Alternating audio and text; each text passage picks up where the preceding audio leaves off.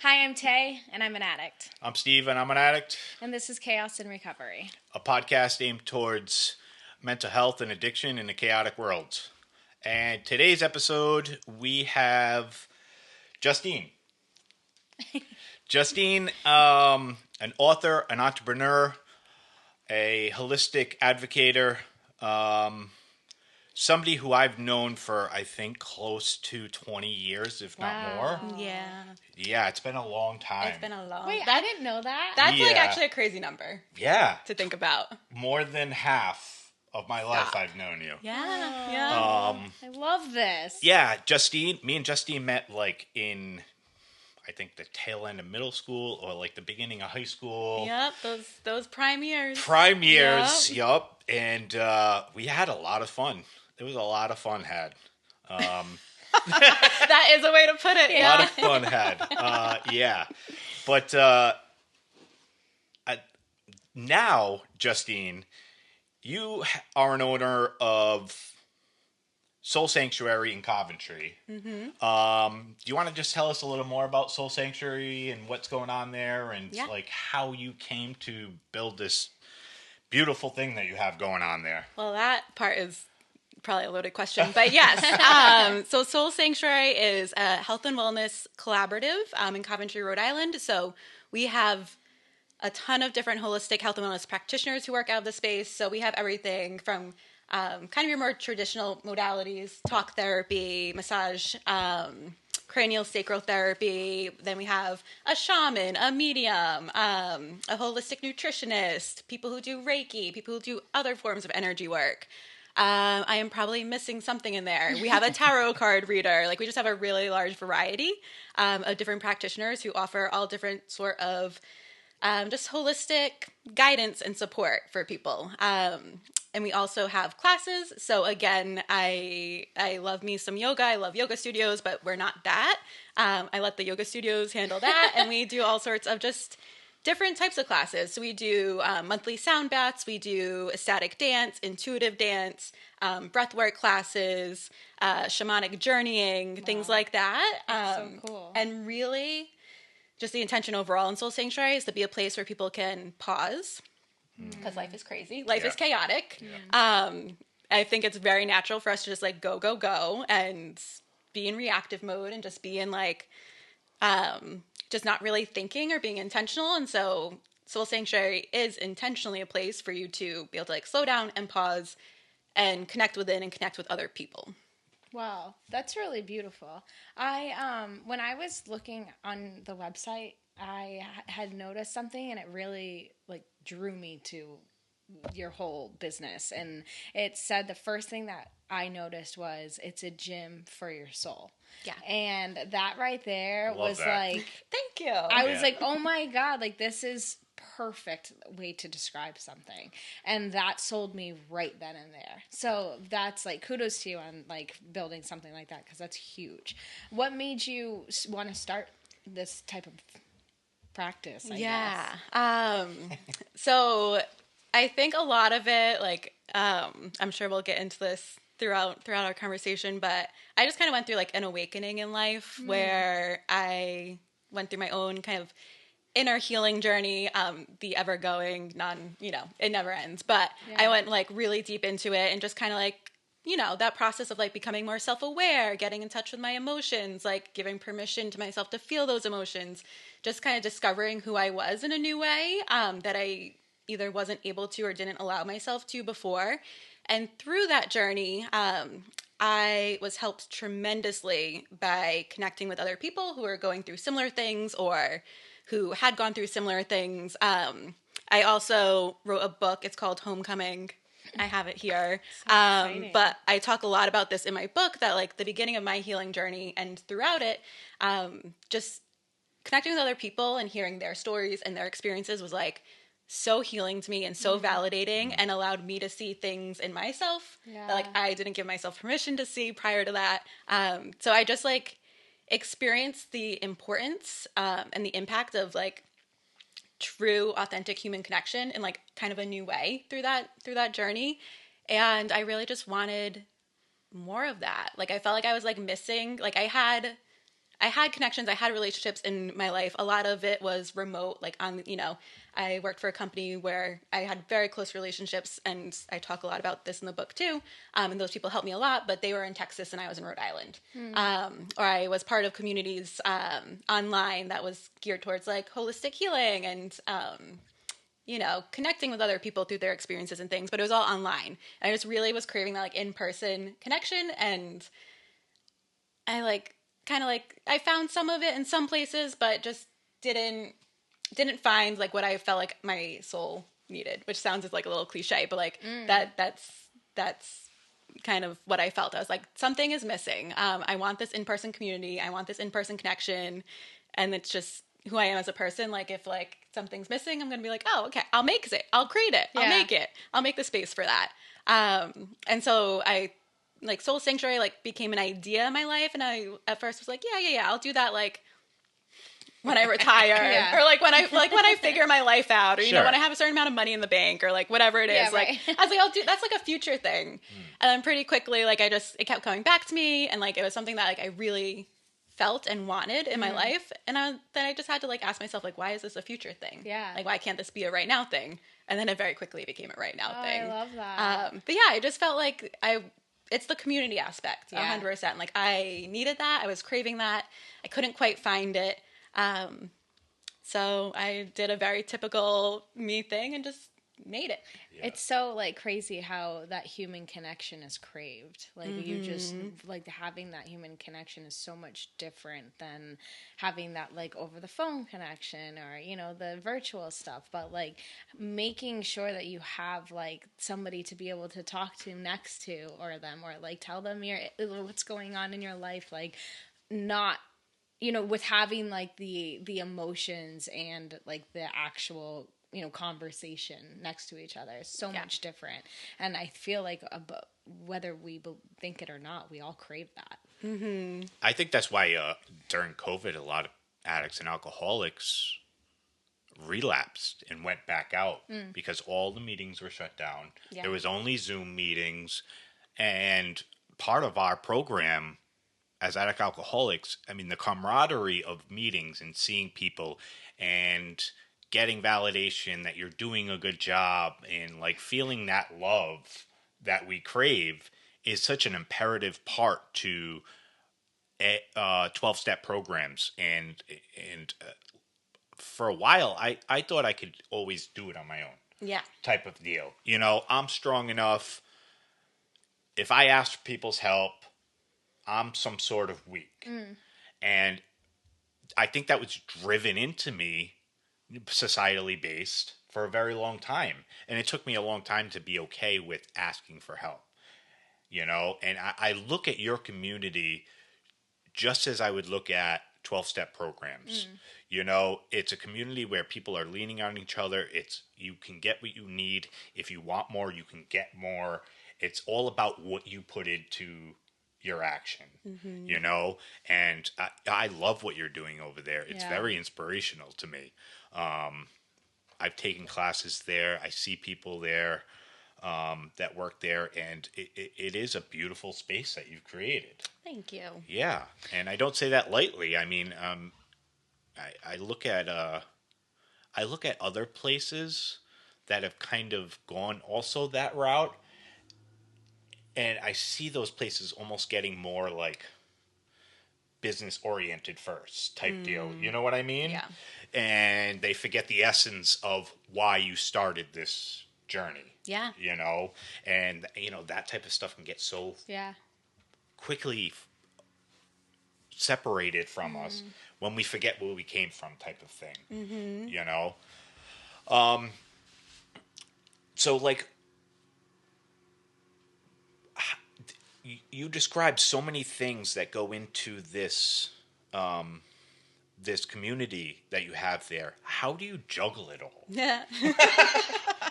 Like, that's got to be such a daunting task. Like, and like, I know you help so many people too outside of that community. It just amazes me how you are able to compartmentalize and organize like everything. Like, what is What is the trick? I don't know. Yep. I don't know if there's like, oh man, you just talking about like seeing other spaces and like seeing them become more business-like and like losing the essence. Like, let me tell you, as a business owner, that is the challenge. Yeah. Like, Sure. that is the challenge of like, how do I run this business in a way where it's able to continue to operate and support me, but still be the business that I want it to be, Yeah. and that my community needs it to be, and that I need it to be. And I don't have an answer for that. I think it's a constant coming back to center and recalibration. And trust me, there's been times in this business where I'm like I can't do this anymore. Like, I've had those moments, and then I just experience a community or go to a class or get the feedback. I'm like, right, yes. This is why. Yeah. But yeah, it can be very challenging, especially because it is a space that I created from my heart and from my soul and that I love so much. But then it comes with the real world side of things too. And it is a lot. It can be a lot. It is a lot. And I would say the thing that has helped me the most really is just kind of, it's a lot of the tools that I have learned throughout all aspects of my life of just like allowing myself to be supported, like you said, like asking for help, checking back in with myself all the time as far as like, because I think it's very easy to fall into this place of like, almost being like tunnel vision of like, this is what I want it to be and this is what it's always going to be. And as like I grow and evolve as a person, like sometimes my visions grow and evolve. I'm learning like what I like about the business and what I don't like about the business as far as like my role in it and the work that I'm actually doing. So like for a long time I had this, or in the beginning, I definitely had this idea of like, I have to do all these things because that's what a business owner does. Yeah. And I've like slowly like have been, checking myself and having those internal like meetings with myself where I'm like, no, like I actually don't love to do this part of it. Like, so why am I going to continue? Like I can either outsource it or delegate it, or like, does this even need to still be part of the business? Like for example, I had a retail store as part of the business too that I closed over the summer, and I loved it. I loved parts of it. It was so fun. It was a great way to like connect with people. It was a great way to get new people in the door. I loved that aspect of it, but I just didn't like the like day to day of like, retail's hard. Retail's hard. And it was like a lot of time and energy for not a lot of return. And it was the thing that was like always like in the back of my mind causing me stress. Yeah. And so like I eventually got to a place where I'm like, wait, if this is causing me more stress than what I'm getting from it, like why am I continuing to do it? Sure. And it was a hard decision, and I knew it was the right decision. It was a hard decision to decide to close, and that was September. Literally just like a month ago, I had this moment where I was like, I'm so fucking happy that I made that decision. Like I feel so much lighter, and I'm literally so happy that like I don't have that anymore. So I'm not sure if I'm even answering your question anymore, but I think it literally comes to that self-awareness of like, and that acceptance of myself and my limitations and my capacities as a human. As a human and as a business owner and as like a community leader and all the things that encompasses me working within the context of my business, like I just have to constantly make sure I'm still doing it in a way that feels good, that I'm enjoying, and kind of let that guide the decisions and not my ego, which my ego, things need to be a certain way, and I should like, we all know it's okay. But yeah. And as far as staying organized, that's the easy part for me. That's how my brain works. I'm a very structured, organized person. So I've definitely put like systems and workflows in place that make things very easy. I would say it's the like figuring out, it's the alignment of the business that is the challenging part. Yeah. So let me ask you, if I am a first time client coming in, what does it look like? Like what do we go through? Like what am I in for? I want to know about it. What are you coming in for? Do you know? Yeah, I don't know. I guess my first question is actually that's the good thing to let me ask this first. What is your main clientele, right? So meaning like, is it, do you get a lot of people with like mental health problems or issues, or do you have people coming in that are sick? Do you have people that are just looking to change their lifestyle? Like, what's like the pro, or I guess what do you get more of for clientele base? I would say it's the people who come in and kind of like do all the things, so to say. They're like come in for a practitioner or a class and like, ooh, I want to check out that person, that person, that person. Oh, and I'm signing up for the membership. Like that's that sort of person. Definitely more on the spiritual side. Yeah. Like we're very strong spiritual community, and so typically people coming in, like they'll like drive by or see us somewhere and be like soul sanctuary. Like it speaks to them. Yep. Just like they're like, ooh, that sounds like something that like I'm drawn to or that I need. Yeah. So definitely more of the spiritual side of things. Awesome. And people who are looking for like spiritual growth, personal development, and connection. I love it. Awesome. All right, so let's say I'm coming in for Reiki. So I have never been. What do I expect? So you would be coming in like for a service. So we have all different service providers, as I mentioned before. So you would book a session with a service provider. You walk in our doors, and my intention with Soul Sanctuary was to like make it like a warm hug when you walk in, like just very like homey and like welcoming. So when you walk in, we have our beautiful flower arch that Jess actually created. Yep. Steve's brother. She was like, I've never made a flower arch before, but I think I can do it. And I was like, I would not trust anybody saying that except you. Like, you're the only person. So we have a beautiful flower arch, Soul Sanctuary. We got like a little picture wall, a big wall that has pictures of all of our service providers. And then so we have, it's a big old building. So we have office spaces downstairs. We have office spaces upstairs. Our studio space is upstairs. So yeah, you just come in and kind of hopefully have that like warm at-home feeling and be welcomed by the service provider who you're going to meet. If you're coming to a class, you'd most likely be welcomed by me and directed the way to go because, like I said, big old building, it gets confusing sometimes. But yeah, it's just like my intention with it is that it's a very warm, welcoming experience, whether you're coming in for service or classes. We have our class schedule everywhere. We have a wall that has all of our practitioners with their information, so you can kind of explore. And that's the other intention with Soul Sanctuary is like I wanted it to be like maybe you do come in for Reiki or talk therapy or a specific thing, and then you can like look at the different service providers and be like, oh, like what is this cranial sacral, or oh, a tarot card reading, like that could be fun, or like I've never tried that and want to, or like a medium that feels like something I would want. So just a place where you can like explore different modalities that you might not otherwise, or just to make things more accessible. Yeah, no, that sounds awesome. Yeah, you also have a nice function room. Would you call it the function room? I call it the studio space. Studio space, yeah. Which she also has. I've been a few times where you have like neighborhood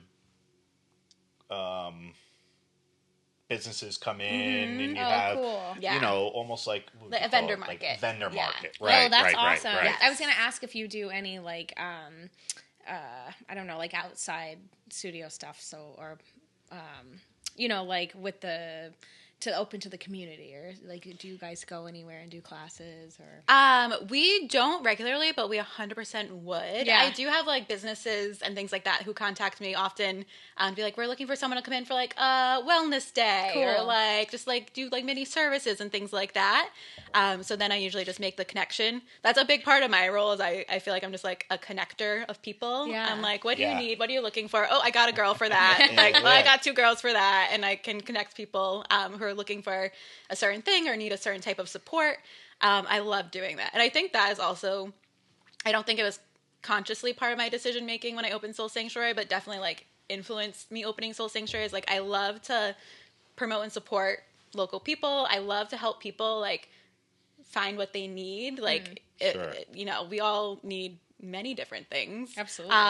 And like if someone is searching for something, like I love to give a good recommendation. Yeah. Be like, yes, I introduced them, and like it's like, and like something really helps someone. Like I love that. Yeah. So that's a lot of what I do. So I do get like a lot of inquiries about people either looking for a specific type of service or like, this is my problem. Like, do you know someone who can help? And in the Soul Sanctuary community, we usually have someone who can help. So that's super cool. I get to make the intro and be like, I did that. That's right. How many are in your team? Like how many? I think we're at 14. Wow, that's a lot. Yeah. That's awesome. Yeah. Wow. Oh my gosh, that is so cool. I want to come in. Yes, please do. Like, Tell me what you need. I'll connect you. It just sounds so great. Yeah. So, yeah, I was gonna ask. Yeah, I asked about the events and stuff like that. That was my one. Was big there question. something on the website that was like speaking to you? Yeah, I was just honestly like I really got hung up on that first like sentence, and I was just like something like this because I'm really big into community based. Mm-hmm. I was a part of a spin studio for about 5 years, and that was like my community base, and it became like my home. Like it was like, you know, I got to work out, but it was more than a workout, you know. And it was really hard to explain that to people, but like it ended up becoming just like my safe spot, and you know, but it was all about community, you know. And that was like something that, so I think what really stuck out to me was like the whole community based part, you know, of the website. And I think that just like people need that, people crave that, and even if they don't crave it, you do need it. You need that human connection. And I've always just been someone that really enjoys like community. So what you doing? Trying to fix my mic. That beautiful raw edge table. I know, might not right? be the best for the It's a good thing we're you know, for first day on the mics, we're good. Have you seen these new mics? I know. We're legit over here. Right? We thought we were all, you know, we made it. So we made it. We're here. New mics. We made it. We made it. So tell us about, so you wrote a book. Yes. Okay. So when you said a little bit ago, I'm going to backtrack a little bit ago, that you said that you had experienced some things that you decided wanting how to start this business of yours, but also did it kind of flow into writing a book as well? Because that's a big deal. Yeah. I want to know like all about it. Yeah, so I started my book not meaning to write a book, which is, I think, sometimes how these things go. But I like, writing is like my therapy. Like that's like my creative outlet. It always has been, like literally since I was a kid, like making up stories and writing them down. And you know, when I was in emo high schooler, I like would like I would, you know, write, God, like, we all went through that. Oh, yeah, write like really bad like emotional poetry, and like my journals were just like filled with God even knows what, lots of feelings. The diary with the lockbox. Oh my gosh. Yeah, I actually found one of my high school diaries recently. I was like, nope, I can't. Nope. Oh. You didn't open it? Oh, I opened it. Oh, you did? And then I shut it. I was like, That's enough. Yep, we're good. Absolutely not. We're good. Doors closed. I was like, there's a lot of feelings. There's a lot of anger there. There's You're like, a lot. oh, this is why I was like this. Yes. It all, I'm like, oh. The young trauma. Yes, yeah. But I even like in those moments, like writing, it really did help me. Yeah. Like it helped me get the feelings out. It helped me to, I think at that point it was more just like venting and getting it out. As I got older, I feel like writing really is my way of like understanding myself. Like sometimes, I mean, like when things stay in your head, it just gets so complicated and convoluted and messy, and like writing's my way to like make sense of my thoughts and like understand myself. And usually when I start writing, like I'll start writing about something stupid or meaningless or arbitrary, but then like after I get in the flow, I get to like something good. Like I'll have like an aha moment.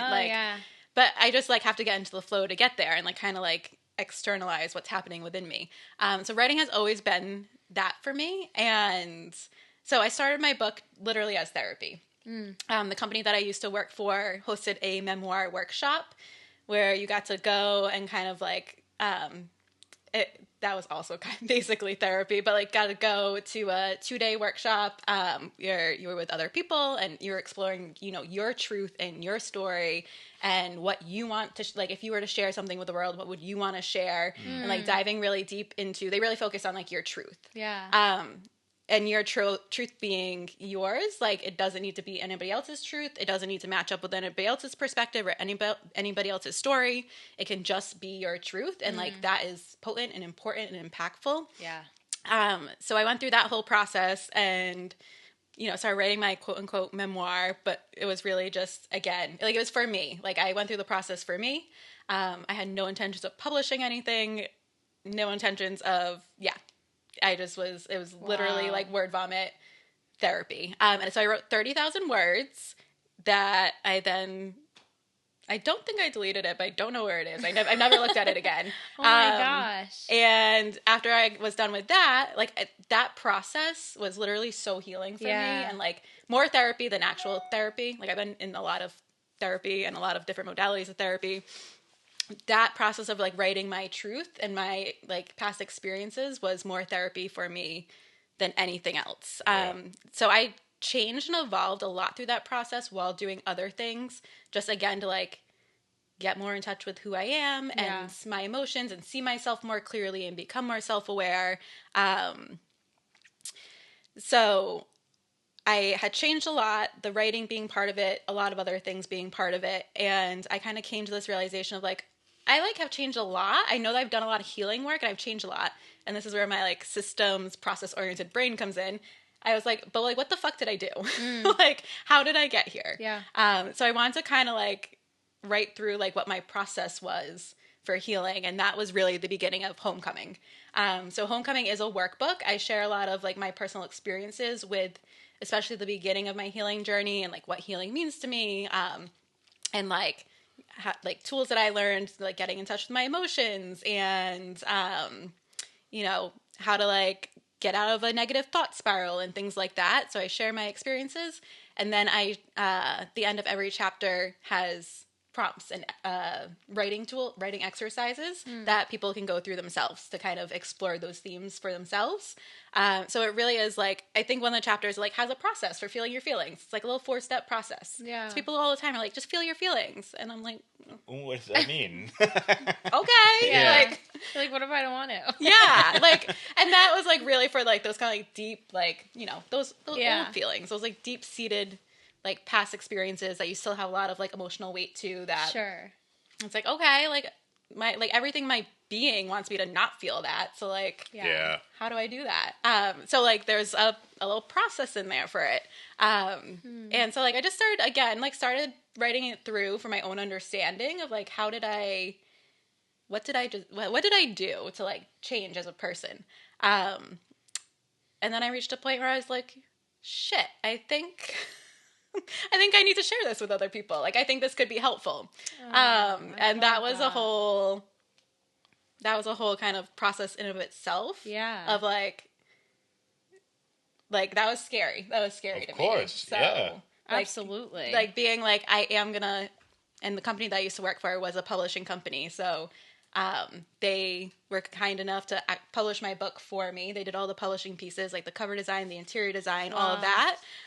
So like once I opted in with them, it was like, it was happening. So I had to go through this whole process of like, do I really want to do this? Do I really want to put myself out there like this? Do I really want to like put down my experiences where people can hold them in their hand and like flip through them? Like that was like a big, like, I had to sit with that for a while. Sure. And I came to the conclusion that if I can help other people, that's what I want to do. So It was not easy. I definitely had to use all the tools in the book throughout that process. Yeah. Definitely had a lot of fear spirals throughout the whole, like, I'm like, what am I doing? Like, am I crazy? But you know, I had to, like, that's life. Like, you go through those moments and those spirals and like you learn the tools to help yourself. And that's what I had to do throughout the publishing process too. But yeah, so that I just kind of came to the realization, like, if this is a tool that can help people, I want to share it. And so I did. I think that's so fucking brave though. Like to go out and just like, first of all, just write, you know, and write about everything that you're feeling and stuff like that and everything that's going on. And then you're like, I'm going to send it out. Like that is so fucking bold. And you must have felt so good after. Like that, like there must have been like a wave of different emotions, right? Like so many different emotions. But like at the end, like you should feel really proud of yourself because you are helping a lot of people. And that's like with your business, but also with the book and like also just by people that you know, like even me knowing you less than a certain amount of weeks, like you've already put an impact on me. And I think that is so cool because like that you don't get that from a lot of people, you know what I mean? Like it's just like that spiritual connection. And I think just it's all about freaking connection. All right, stop inflating her fucking head. Yeah. Okay. I just love it. Like, all right. Thank you though. Thank you. That means a lot. Yeah, I think it's I mean, the vulnerability that goes into, one, opening a business, but two, just writing the book that you did. And, because I can just imagine from where I'm sitting, when I present something to people, I'm always thinking, are they going to like it? Mm-hmm. And if they don't, I'm going to feel like a failure. And if I feel like a failure, what does that mean for me? Mm-hmm. And that can be scary without the self-confidence. Like, I can imagine a lot of people kind of pushing you, when I come up with a project, people have to push me to help me get that final product out. Yeah. Mm-hmm. Sure. And once it comes back to the support thing, like me by myself, I can talk myself out of anything that I think is a great idea. Like this podcast idea. Like there's always constant anxiety, or not really anxiety, but, fear of not being successful in what I'm doing. And at the essence of it, we started it just to help newer alcoholics and addicts get an understanding of what recovery is for us, And I think it's so important for us to also touch on all the other self-care things that can be implemented into people's recovery that are not associated with the normal 12-step programs, meetings and stuff like that. For me, I do. I love the first time I ever did Reiki. I threw up the next day for the next day and a half. Like, really, why? Energy shifting inside, and at least this is how it was described to me. Like things were getting moved around, energy was getting displaced, and then new energy was being brought in, and so it was kind of like my stomach getting shaken up and thrown back out into the real world. Yeah, you're releasing toxins. Yeah. Like it's a release. Yeah. I had a not great first Reiki experience. And usually people get Reiki, they're like, it was so great. And I was like, you're like, what? Yeah. Why wasn't mine great? Yeah. I didn't throw up, but I was not well afterwards. Yeah. And then the next one, it was fine. I didn't throw up. And then I didn't go for a year. Mm-hmm. And then I went for that year. And you got sick again? And I got sick again. Huh. How often are you supposed to do it? Yeah, I would say dealer's choice. Yeah, I would say it depends. I think it's like any tool. Like I say this about therapy too. Like I'm, the biggest proponent of talk therapy. I don't think you need it. Like some people might benefit from it. Like doing it all the time. Like I think that talk therapy, it's a tool to use when you need it. I think that everybody needs it at some point in time. Yeah. I would say the same is true for like most kind of self-care or holistic wellness practices. Like you use it when you need it or as you need it, or you can use it as like maintenance. Like for talk therapy, like maybe you're like, oh, I'm feeling good, but I want to like just schedule, maybe monthly check-ins and then like see if I can wean it off. And then something happens in life and you want to like ramp it back up. I think that's true for really any modality. And that gets to like, I think it's important to trust yourself of like, knowing when you need certain things and like what you need, because again, like that changes and evolves as you change and evolve. Yeah. So just like I think that those like self check-ins are important to be like, what do I need right now? Sometimes it might be Reiki, sometimes it might be breath work, sometimes it might be doing nothing. That's important too. Yeah. Like just like chilling and integrating and being a human, I think is an important part of the process that a lot of people miss. So yeah, I would say there's no like standard answer. I think you gotta do what feels right to you when you feel like you need it. Yeah, I think it's a type of thing where you don't know if you need it until you like start doing it. Yeah. You know, like I was never into the holistic part of self-care until somebody brought it up to me. They were going for their Reiki master. They wanted to do that, and also implementing Thai yoga, I believe it was, with their Reiki. And I said, okay, I'll give it a try. You know, I don't really believe in energy healing, but like, give it a shot. But now do you? I threw up the next day. Of course I do. He's like, of course I do now. And I've also had shamanic healing at your place, and I think doing these things also gives me a lot better chance of being self-aware of like things that are deeper inside that need attention. Yeah. When I didn't know, mental health, I needed attention, and because I always use drugs and alcohol to give myself attention. Yeah. That was my medicine. Yeah. So like doing things like that, and also like I love doing you ever been to Urban Sweat? Mm-hmm. Oh my God. It's so awesome. It's amazing. I love it. Awesome. Like I could sit in there for Shout hours. out to Rafa. Yeah, absolutely. That and Bodhi Spa. Bodhi Spa does the they're hydrotherapy fantastic journey. too. Yep. Oh my God, I The love cold that. plunge? Are you a cold plunge guy? Yeah. I went to the beach yesterday with my daughter, and we went in the water. Yeah. How do you feel about cold plunges? Ooh. Have you ever done one? I have, yeah. Yeah, so I've done it at Bodhi Spa.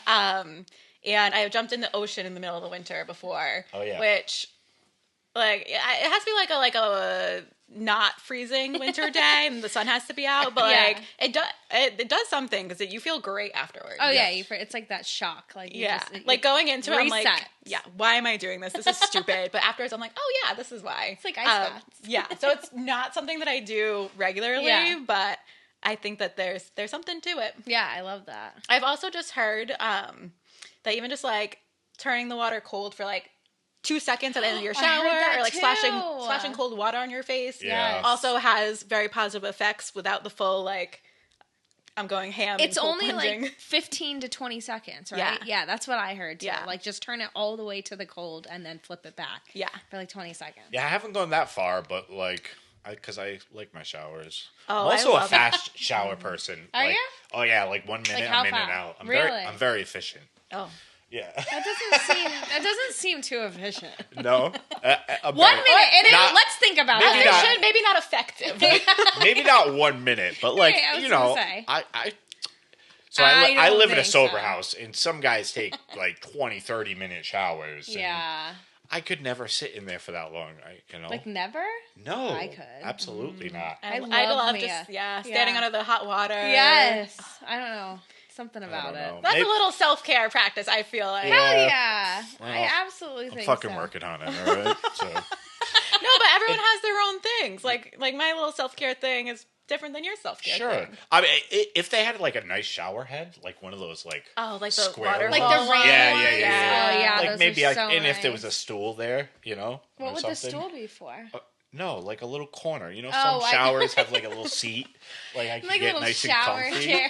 Yeah, Then you can lounge and relax. yeah, It's just so bougie. yeah. Well, like I used to love baths as a kid. Me too. I Like, love a good bath. That was the best, you know. My son hates baths. Really? Like hates them. I feel like it's like one of those things like you hate like when you're a kid, like having to go to bed early, but then when you get older, it's like your favorite thing. Yes. Like you hate baths, but then it's like your favorite thing when you get older. Well, he doesn't like getting his head or his hair or his face wet.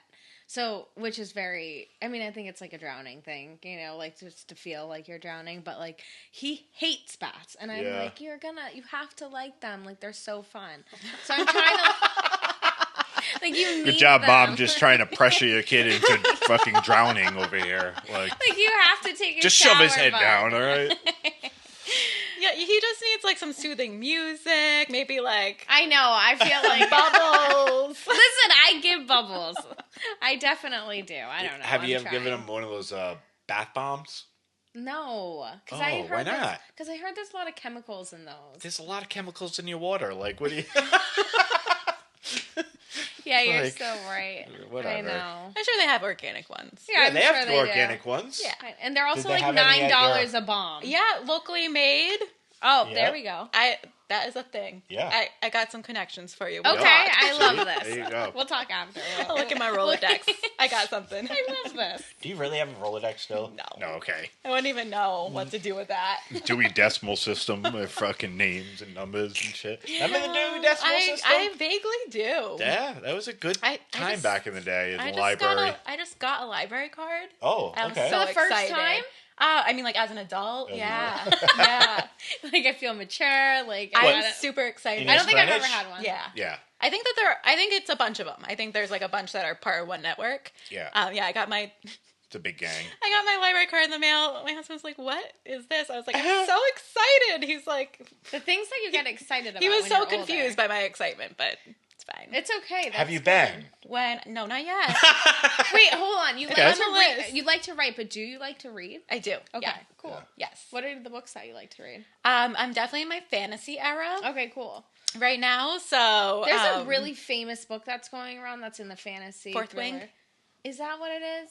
Probably. So Okay. good. So good. Yeah, Is it a series? It's a series. There's 3 out right now. There's gonna be 5 eventually. My tattoo artist is obsessed with Yeah, it. it's so good. People like stand in line at like midnight to go get these books like when they release. Like, yeah, I just pre-ordered it on Amazon. You go, girl. I didn't do that. That works but, for me too.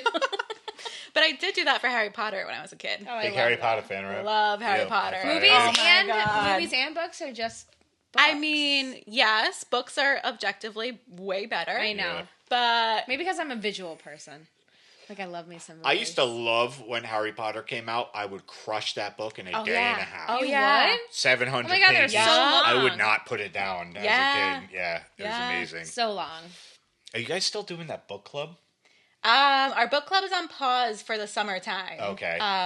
But it'll come back. Yes. That's Yeah. cool. Love that. Yeah, we were doing a lot of like spiritual, personal development books. Love This is that. at Soul Sanctuary, and I feel like when we bring it back, we might go a little rogue and like do some fiction. Yeah, yeah, Oh, I yeah. love Do something that. fun. Nice. Yeah. Because like we need to have fun too. Like, isn't that the point of all this? Of course. Did you That's have what a they tell me. big book club for that? Like the topics and stuff like that you were pulling through? What Like was the it? topics with the books and stuff like that? Like, did you have a lot of people? We in the had, book club? depending on the month, Yeah.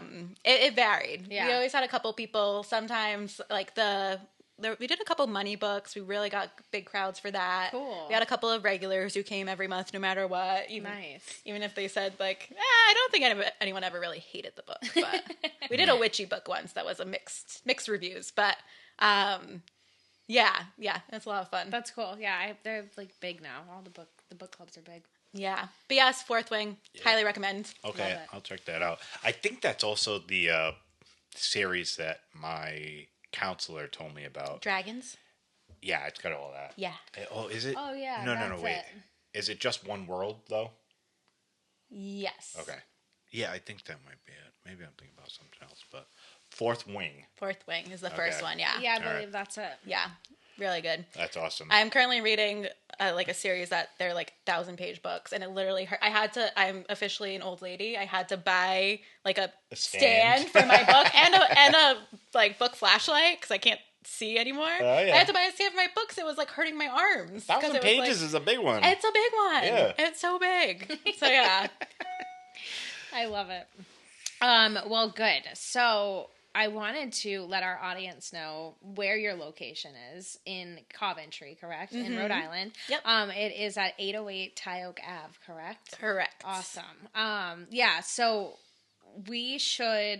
I would love to come check out the place. Yes. So maybe we can set something up where I can either take a class or do something like that. Steve, we should do it together. Yeah, well, where can people find your classes without coming in? So on our website, we are soulsanctuaryri.com. That has links to all of our classes, all of our service providers. We do have a class membership option. I think that's probably the page that you saw where it's like a gym membership for your soul. Literally exactly that. Like you pay one low monthly fee and you can come to all the classes. So we have that available as well.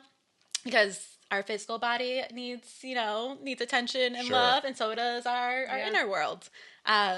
So that's what we're here for. So yeah, everything's on our website. Again, it's soulsanctuaryri.com. Or you can just Google Soul Sanctuary Coventry and we'll pop right up. That's awesome. Cool. I cleaned the place once. You did, yes. Yes, you were actually my hero that day. Yeah. That's awesome. Yeah, you had one of those vendor sales, and Yep. then I helped up clean up afterwards and stuff. That's cool. Those Yeah. vendor sales seem cool. Yeah. No big deal. Yeah. Oh, Well, no that's big like deal. behind the scenes of like business owner life is Yeah.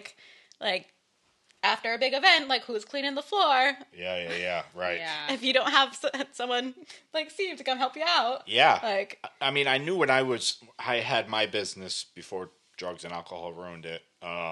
It's a 24/7 job. Yeah. There is no time off,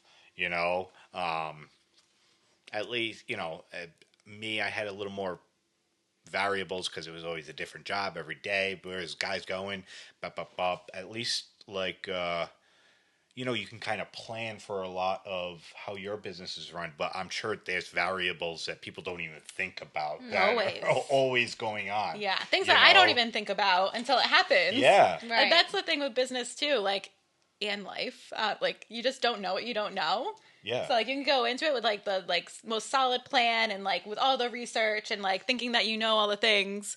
And inevitably, there's things that you don't know. And you don't know until it happens. Yeah. So, yeah, that's what I'm always... And I do think that this is, like, obviously applicable to business, but, like, applicable to life is, like... I just always try to look at things as, like, I am just... gathering information, like I'm like can make a decision and then I'm just gonna gather information and then I get to make a new decision, like whether that new decision is like just keep doing the same thing or to like pivot and do something different. Like nothing is permanent, everything is an experiment. Yeah. Like that I repeat that to myself all the time, like everything is an experiment. Sure. Like again, I think like our ego gets so stuck on like what we think should be that Yeah. sometimes we don't actually like listen to what we want or what we need. Yeah. So yeah, like everything is an experiment. Life is an experiment. Business is an experiment. All we can do is make the decisions with the information that we have. And then we get new information and then we can make a new decision at any point in time. So that is like my mantra Love it. Awesome. that I like repeat to myself all the time, because definitely in the beginning of my business, like I didn't allow room for those pivots and that was actually pretty painful. Yeah. Yeah. Yeah, I'm sure. I was just thinking about a time when we were younger. Uh-oh. When we were, I don't want to say the full thing, but like we were in Dutchess Fields. Okay. And we had to make an escape quick. We spent a lot of time in woods or on dirt roads. Yes. Yes. I love it. Wherever our parents weren't. Yeah, exactly that.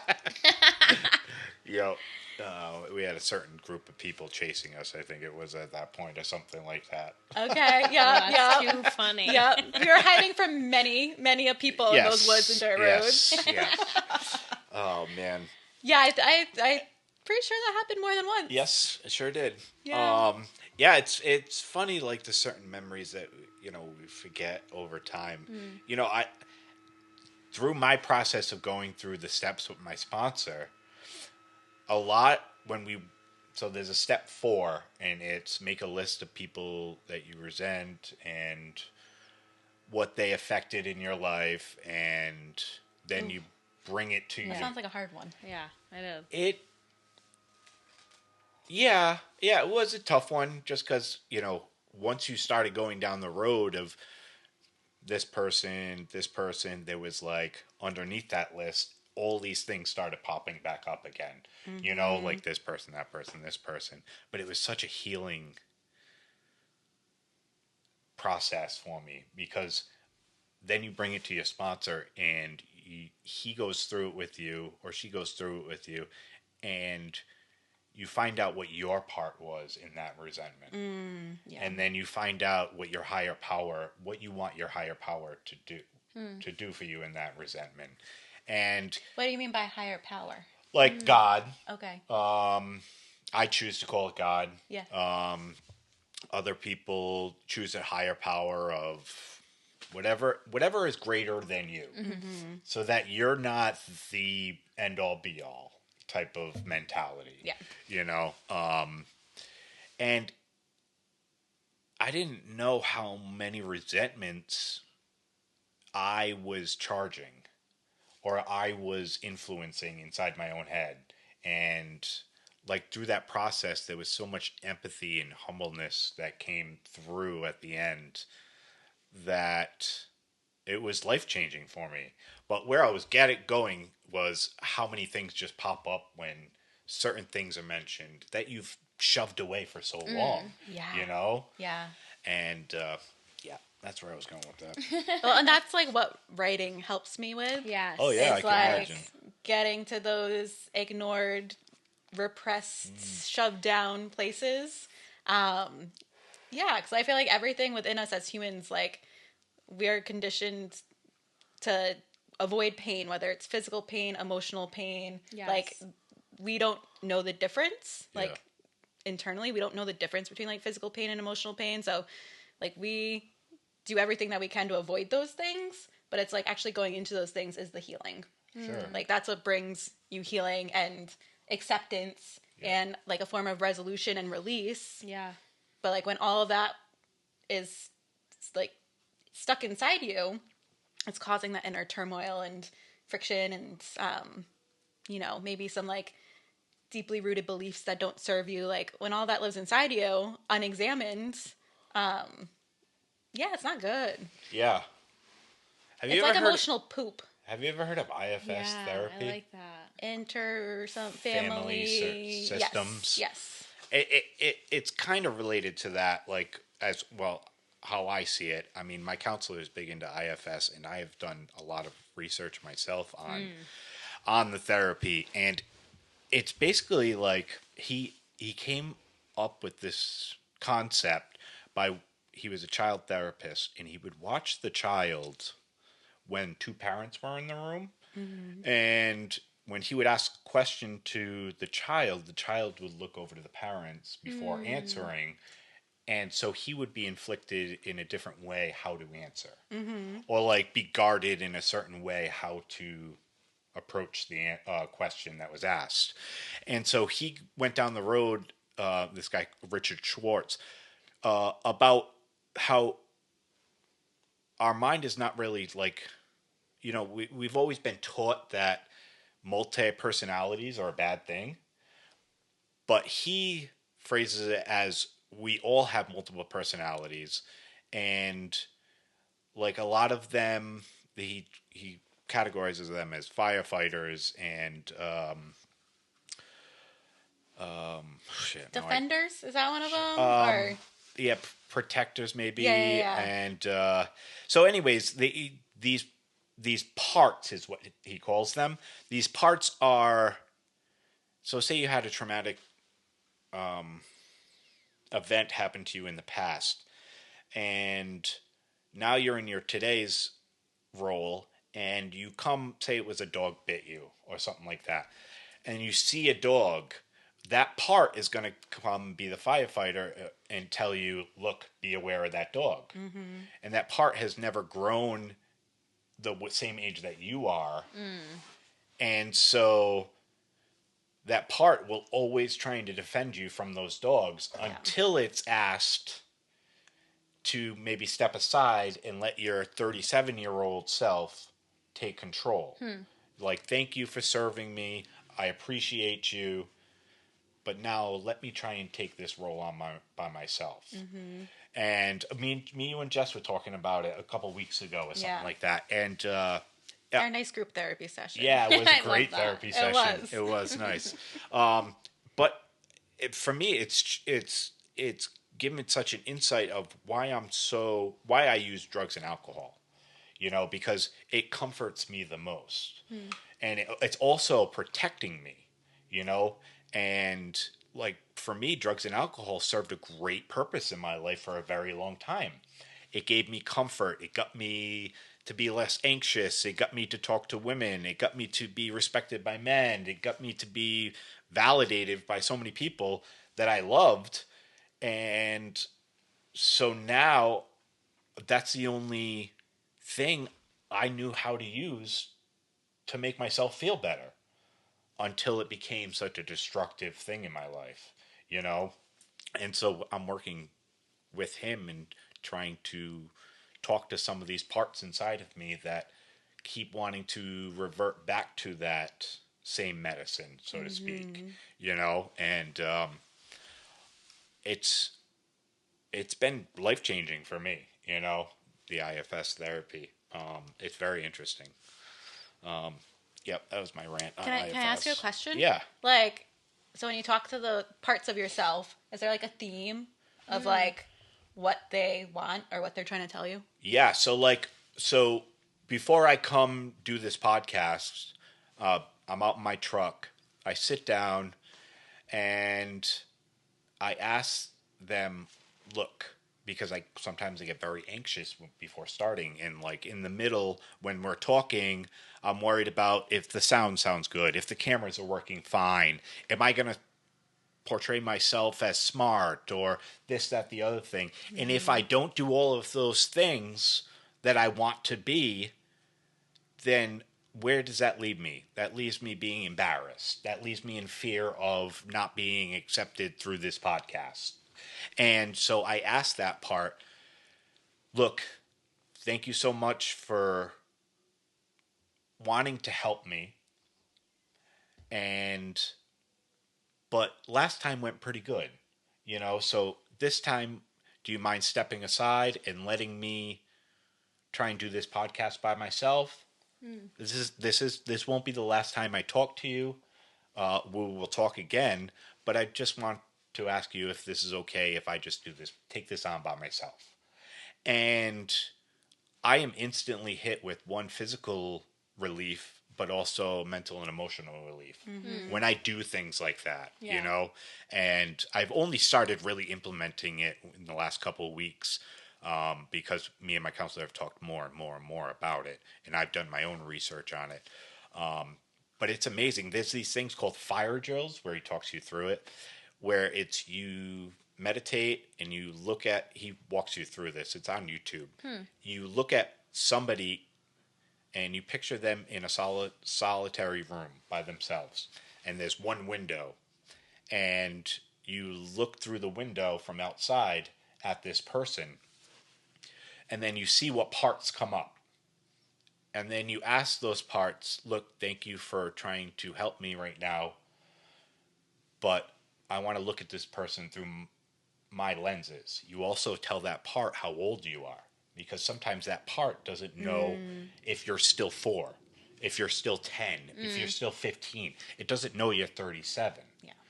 And I've done that in his room, and he, the guy doing the meditation, Richard Schwartz, asks you to notice the physical ideations and release that you have. And every time I've done this step, I usually pick people that I resent in there. Every time I'm met with a calming sensation, a more empathetic vision of them, a more less ego role of defense and shit like that for these people. And for me, I need to be a little less fearful of people in the world around me, you know. And it's a great exercise that I've used quite often in the last couple of weeks. Yeah, and it's helped a lot. It helped a lot, yeah. Helped a lot because I'm very fear-based. You know, I always think the worst. Well, I did for a very long time. I still do. What is the worst that's going to happen? You know, because I'm going to fuck this up or I'm going to whatever. You know, I don't just having full confidence is very tough for me. You know. Yeah. And I think, I can't speak for like everyone in the world, but I think it's hard for, like, I think most people experience that in some capacity. Like, and I don't know, don't like quote me on this. Like, I don't know where I read this, but like the brain is like, we're made, the brain is fear-based. Like we're predictive creatures. Like we're always trying to calculate and be like, what's the risk of this? What's the risk of this? If I do this, what's going to happen? And like, that's literally how we survive. Absolutely. As a race, like as a species. but like it can be really toxic sometimes too, especially like we don't need to like think in the same way that we did when we were, you know, in tribes and cavemen and like literally fighting for our lives. Like I literally talked about this 2 episodes ago. So yeah, like our brain like projects that onto like current day. So it's like, oh my god, I didn't get likes on my Instagram reel. I'm gonna die. Yeah, I'm gonna be ostracized and I'm gonna die. Like that's what it feels like, even though that's like not the reality. Absolutely. And I think just having that awareness, like of like this is how brains work, and like I'm not broken, I'm not defective. There's nothing wrong with me. Like, because I think that can be very easy to be like, oh, I feel not confident, and like look at that person, they're so confident. Like I can just speak for myself. Like I've for sure have had these and continue to have these experiences that I need to talk myself through. Yeah. Like it's like very easy to idealize other people and think that there's like something wrong with me because I'm not confident, or I don't feel equipped for something, or I feel less than, or like, so then it like almost like exacerbates itself, and I feel like there's something wrong with me when like really I'm actually just a human. Yeah. It's like I'm like always reminding myself of that. Like, no, this is kind of how like we're wired, and it serves a purpose, and when it doesn't, like it's the process isn't getting rid of those feelings or those thoughts necessarily. Like I think we can minimize them and manage them. Yeah. But like thoughts like that are probably never gonna fully go away. Yes. And like that's, and like accepting that and knowing that like has really helped me. Of like, I'm not broken. I just need tools to support myself, or to like, you know, either like talk to myself in the way that I need to, or just like, I don't know, be more like, when my brain is making up a story, I can like just bring myself back to like, okay, what's actually reality in this situation? Sure. And like that helps a lot. So yeah, I just think it's like something I'm constantly reminding myself is like, it's okay. It's okay that fear is there. The goal isn't to get rid of fear. It's to build a healthy relationship with fear. And I think that's kind of what you're talking about with like the parts. Absolutely. Like we don't want to get rid of these parts. They're us. Yeah. And that's like, what he says. There's no bad parts. Yeah. They're always trying to protect us and serve us the best way they know possible. Yeah. You know? Mm-hmm. Yeah. And it's such a beautiful model in my eyes, because I always thought I was the bad person. I do this, I do that. And like diving deeper into my therapy, like I start to understand these parts are just things that need to be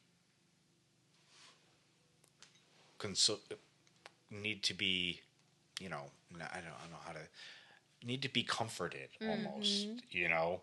And if you told me this like a year ago that I'd be talking about like parts and shit like that, I'd be like, you're crazy. I'm just trying to get sober here.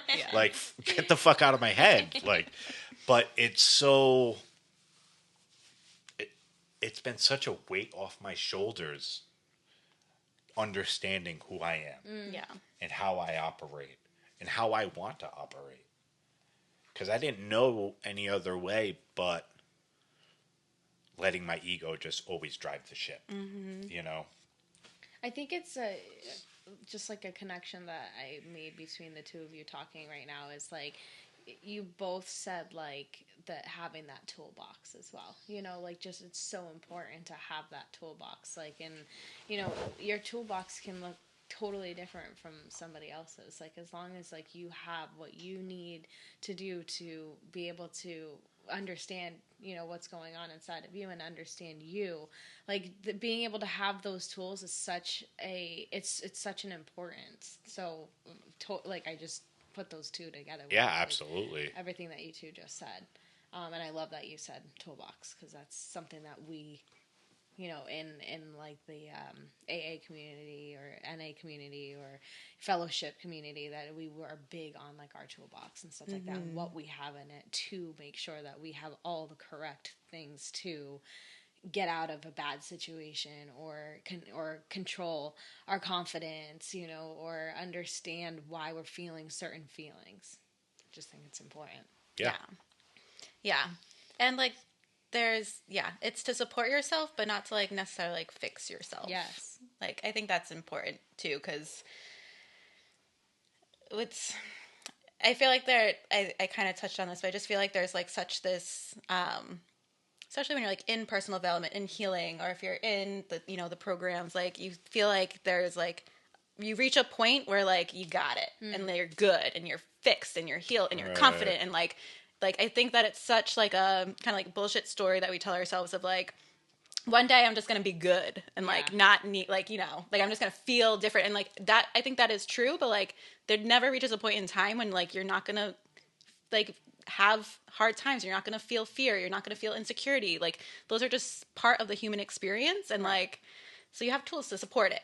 Like, and that's something I'm always reminding myself of is like how I feel in my experience is it's not bad. It doesn't need to be fixed.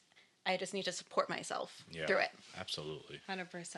And I also wanted to point out, I don't know if you think about it like this, but like that process that you're doing, like I feel like is like that's the process of like learning how to love yourself. Yes, absolutely. Like, yep. He does say that a lot too, Yeah. so that's good.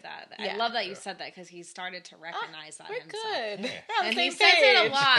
lot at the meetings too. So I love that you said that. Yeah, which is also again a process. Like there's no switch that you flip and you're like, oh, I love myself now all the time. Everything's great. Like no, like it's a relationship. Yeah. Like all relationships require work and dedication and intentionality and like check-ins, and that that process is just like that process of learning how to show yourself the care and compassion that you would so easily show to somebody else. Absolutely, yeah.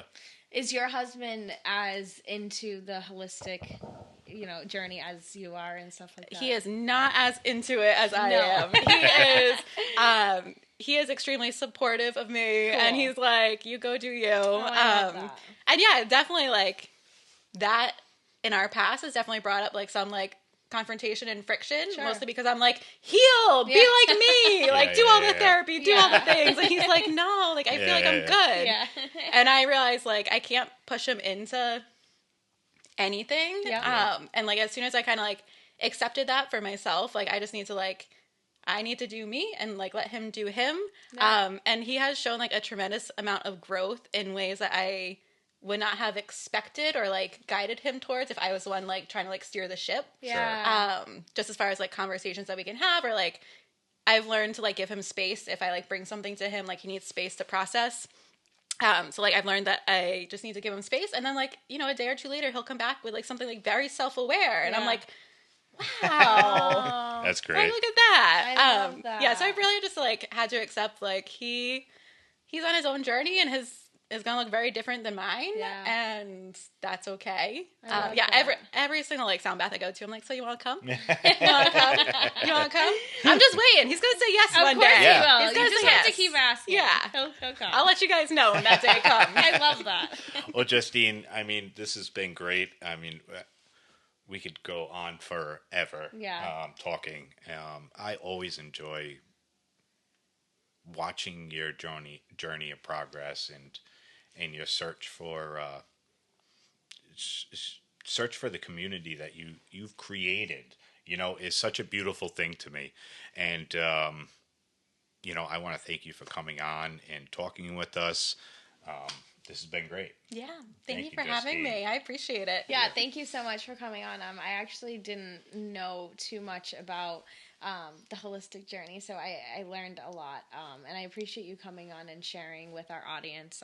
It's especially, I hope that you get some business out of this, too, because that would be awesome. Yeah. And just to say one more thing too, you like kind of touched on this with like the when you started with Reiki, like if you're like interested in like holistic modalities, but you're like, I don't really know, where do I start? What do I do? Yeah. Like, so just like book a Reiki session. Love like, it. Try Is it that out. where people would start? Seriously. As, like, I feel at a like Reiki is like session? the gateway to like other holistic modalities. Perfect. Or even just like book a massage, or like Yes. with someone who like also does a little bit of energy healing, so you get like Is that one of the ones that you were telling me about a couple weeks ago? That you had No, mentioned? shamanic healing. Oh, is what I okay, do. okay. Yeah, that's like that's the so the way that I describe it is like Reiki is like a Swedish massage, like a relaxation massage for your Okay. energy field, and shamanic healing is like that deep tissue. She starts with Yeah, elbows yeah, yeah. in there. Like that's the deep stuff. Okay.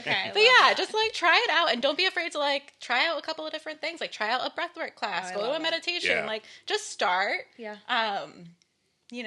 You never feel ready to start new things, so just start and Jump try in. something out. I love it. Yeah. Well, guys, you can catch them at 808. Is that correct, Justine? That's correct. Tayo Cab in Coventry, Rhode Island. And thank you for joining us today. We'll see you guys next time.